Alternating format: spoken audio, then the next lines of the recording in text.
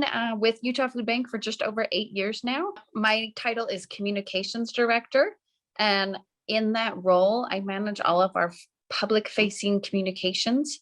So that includes all of our advertising campaigns, website presence, and events and food drives. Hey there, I'm one of the many cans of food that has been donated to the Utah Food Bank. We have received food from a variety of sources. We receive food from food drives and individual donors, which is what most people are familiar with as donating food to us.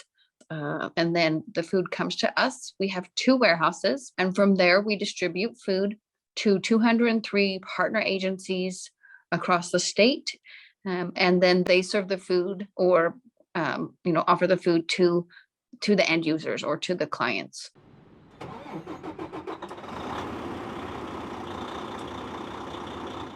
So we distribute food in every county across the state.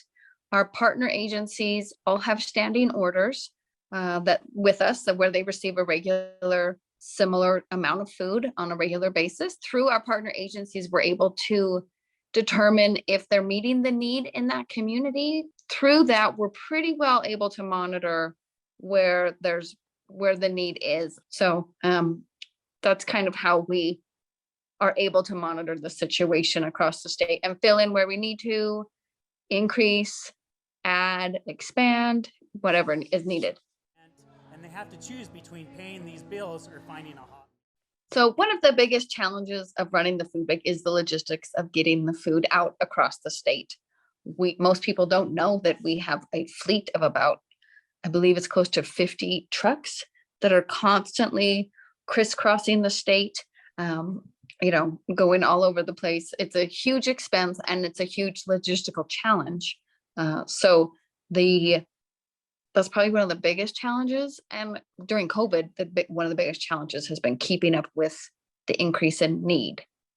Luckily, donations were also super high, so it wasn't necessarily an issue of supply, but more of the logistics of the distribution. And they really appreciate what we do.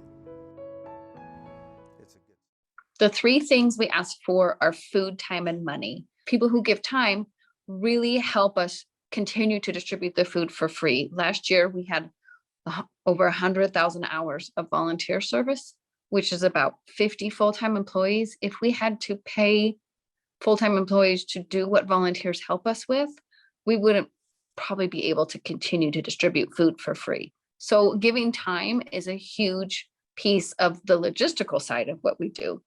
Food donations, when an individual donates food, what's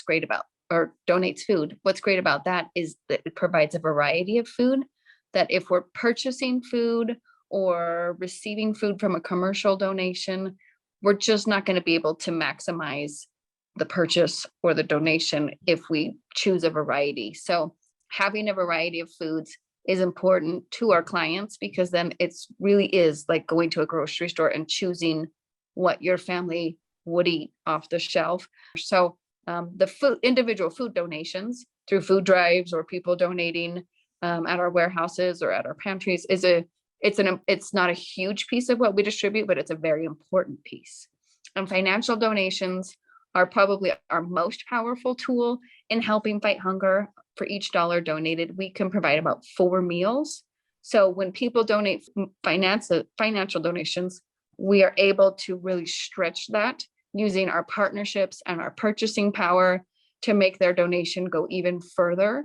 The financial donations are a big piece of what we do, but we can't do any of it without all 3. The Grocery Rescue Program provides a way for local grocery retailers to donate. So our mission statement is fighting hunger statewide.